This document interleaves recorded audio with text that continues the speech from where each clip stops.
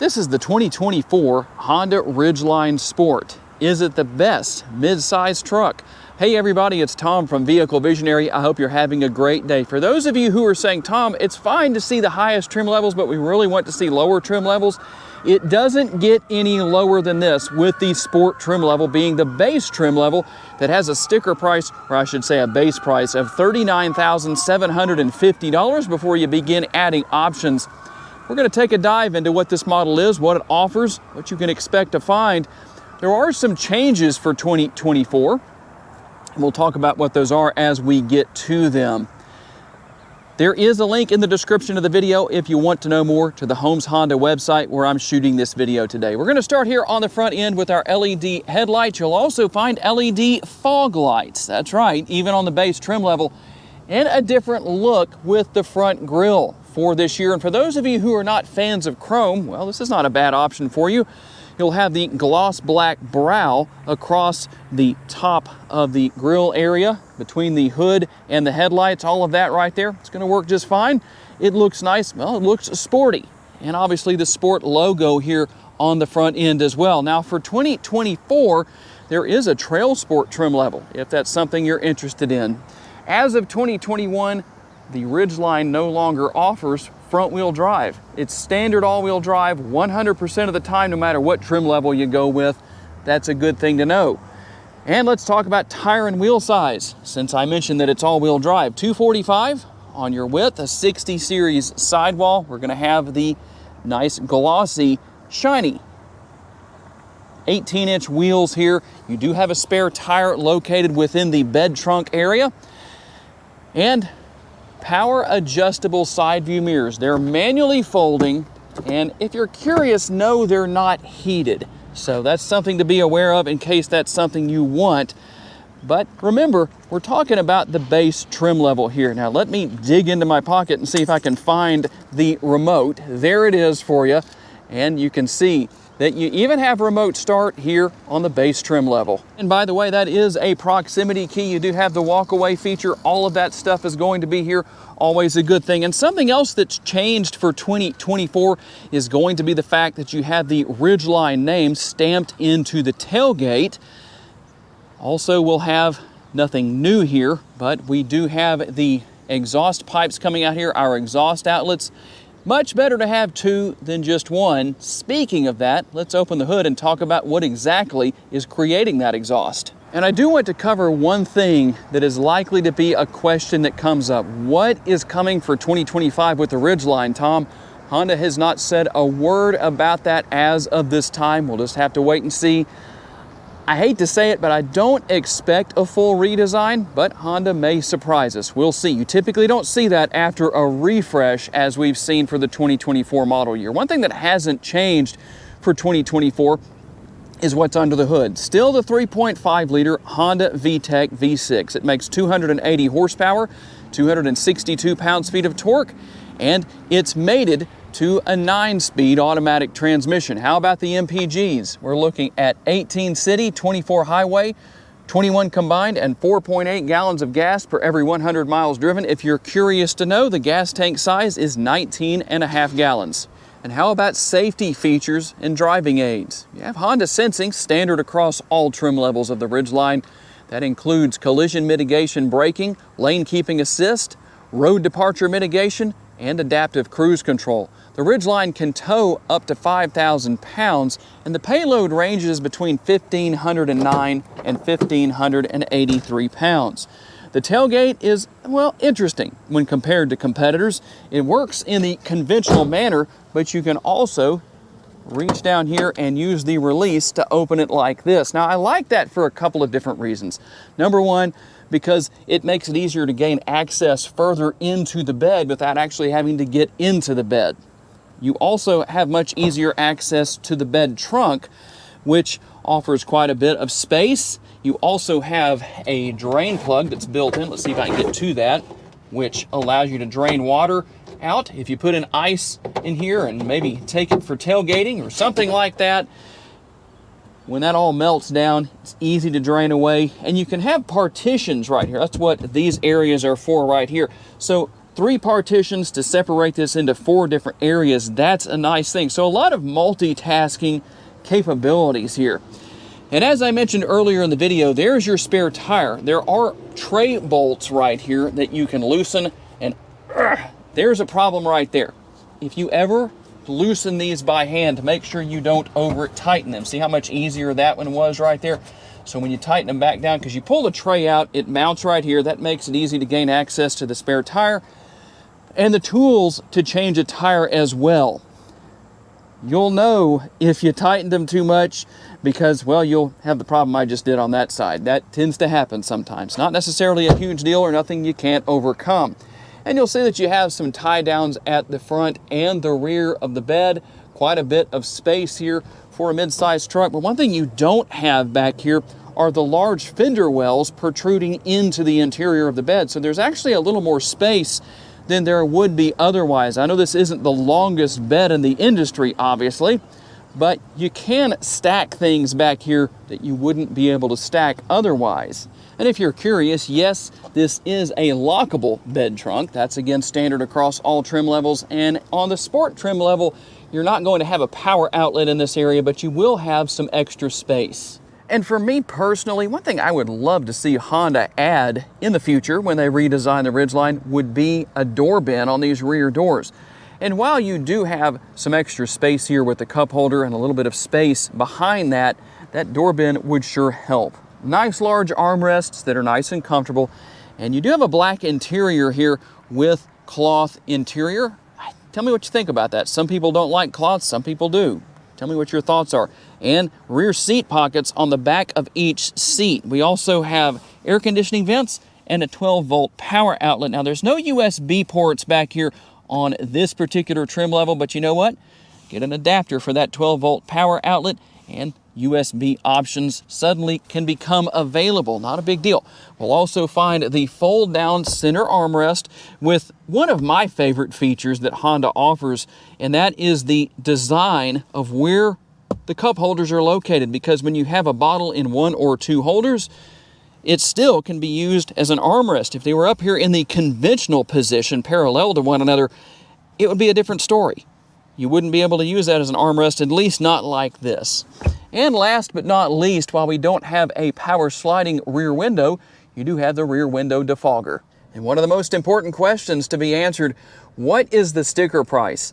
Here at Holmes Honda, it's $41,600. Tell me what kind of prices you're seeing where you live at your local Honda dealership on the same vehicle, 2024 Ridgeline Sport. And you'll have your door locks. You can lock or unlock all 4 windows if you want to, and you can open and close all 4 windows. Your front 2 windows are going to be power down and power up. Power down only, or I should say one touch, for your windows here on the front. Rear windows, you have to hold that button down. So, not a big deal. If you're curious about what that means, well, that means that I don't have my hand on the button, as you can see, and then once again, I don't have my hand on the button. That's one touch. So you just touch the button one time, it takes over and does everything else you need. And over here, you're going to find the controls for your power adjustable side view mirrors. If you want to drive in econ mode, there you go. That's where you go. You push that button on or off, depending on what you want to do. And some of your safety features right here. The lever right here, you drop that down like that, and you can adjust the tilt and telescopically adjustable steering wheel. And there's our digital instrument cluster. Depending on what you want to see and what you want to know about, all I did was push home right there, and then I'm just using the scroll wheel to go through the information on the left-hand side of the instrument cluster. You can make a lot of adjustments and see different information about the vehicle. And you'll have your digital speedometer and your digital analog speedometer over there on the right-hand side. We can also have the tachometer on the left. Steering wheel mounted controls, pretty easy to figure out what's going on there. You do have shifter paddles here to work your way back and forth through the 9-speed automatic transmission if you so desire to. Pretty easy to figure out what's here on the steering wheel, turning your lights on and off. Now, some of you don't have an easy time figuring out about this second function, or maybe I should say the primary function of this lever right there. Some of you will still have your head turned like a dog hearing a new sound, wondering, what is Tom talking about? What does that lever do? Right here, you control your windshield wipers. Now, one of the changes we see for 2024 across all trim levels is the addition of the 9-inch touchscreen. Easy to deal with. You can wirelessly pair your phone now. That's all there. We'll go through some of the different features and functionality here. You can see that you have Apple CarPlay and Android Auto. You still have your multi-view rear view camera. Nothing new where that is concerned, but there are your 3 different views. But a very easy system to deal with. If you want to go into your vehicle settings right here, well, here's how you do that. So you can see everything. It's easy to see what you need to change. In fact, it looks like that's the only screen we have here on the Ridgeline. But that's what you have as far as that goes. You can also go into your general settings right here and go through, well, whatever it is you need to do right there. And we do have dual zone climate control here, really 3 zones of climate, because you have 2 in the front and 1 in the rear. But the one thing you don't have, really 2 things, but depending on where you live, if you live in the United States or you live in Canada, will determine if you have ventilated seats. We obviously don't have those here. We don't have heated seats either. Well, in a way we do right now because it's heading for 100 degrees today in Northwest Louisiana. So if the truck sits out in the sun long enough, yep, you'll have heated seats. That's for sure. Don't really want that on purpose. And check this out. Across all trim levels, obviously. If it's on the base trim level, it's on all trim levels. A wireless charging pad. I'd love to see in the future Honda add a second wireless charging pad right here because there is room to have 2, at least it appears there is. And you do have a couple of USB options and another 12-volt power outlet. And the push-button shifter right here. You can go into drive or sequential mode depending on what you want to do there. And then we also have additional drive modes we can go through. Let me show you what's there. Here's what we have: snow, mud, sand, and then you start with normal. And another big change right here, in fact, it has to do with 2 different things. The addition of this center console style has eliminated the built-in armrests in the seats themselves. So gone is that garage door style opening right there, that at least that's what I used to call it, in favor of a more traditional style. Center console lid, and plenty of room within that area, and it works well as an armrest. Obviously, you can change the positioning of the driver and passenger seats to help with that. Now, one thing again, on this trim level, you don't have power seats for the driver or the passenger, but price point is important to a lot of people, and sometimes you just have to consider what you do and do not have, depending on what you're willing to pay. You do have your sunglass holder right there, and your reading lights or map lights. Also going to have the vanity mirror right here. Let's see here. Hi everybody, there we go. And let's do one more thing, because I know sometimes people like to know about that. Something I really like here is that you just about block out the entirety of the windows right here on the front doors. It just depends on how far you have the seat back or reclined on whether or not you're going to have to deal with the sun when it's on the side of the vehicle. One thing that definitely separates the Ridgeline apart from a lot of other mid-sized trucks out there is going to be the ride quality. It's very smooth and very comfortable. And from the front seat, I feel very comfortable. Lots of space, plenty of room to adjust beyond what I have adjusted as far as my position with the seat and the steering wheel and everything. So it's nice to know that there's a lot of room left to work with. Maybe you're that person who's well over 6 feet tall. You're definitely going to fit in here and be comfortable. That's not a problem. The back seat seems to have enough room, I think. It's hard to say for me because I'm not riding back there. I spend such little time there compared to what I do in the front seat. Sometimes it's hard to really give an accurate assessment, but one way or another, plenty of room here in the front. I believe there's adequate room in the rear seating area, but for those who have maybe ridden in the back seat of the Ridgeline and had the experience to know, what do you think? Do you think there's enough room back there? Now let's listen. A little bit of noise coming from the railroad tracks. That's my sound and ride quality test for those who may not know. A little bit of road noise, not too bad. The ride quality seemed to be pretty good going over the tracks for a truck, so very, very good.